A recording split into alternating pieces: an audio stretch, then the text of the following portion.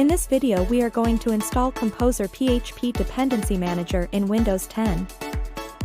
First I will check if Composer is installed by opening a command prompt and typing Composer-V and then enter. You should see a message saying that the file cannot be found.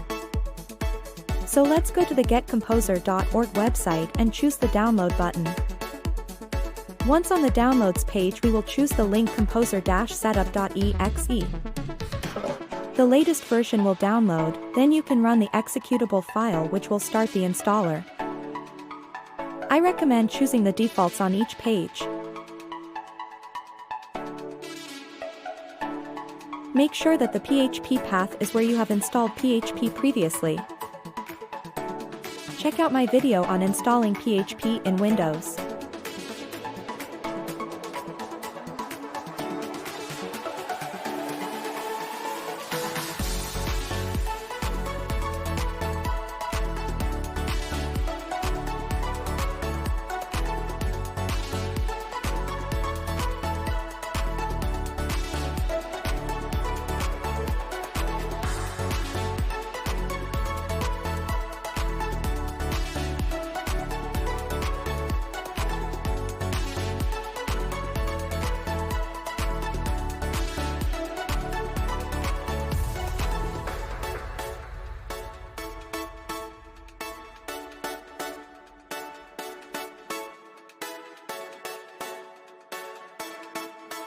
Once the install has finished, open a command prompt and type Composer-V.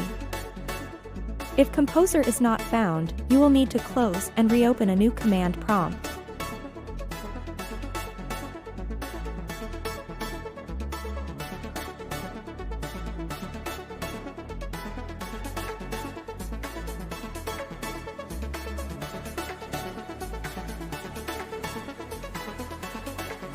You should now see the Composer logo along with numerous commands. Good work, you now have Composer installed.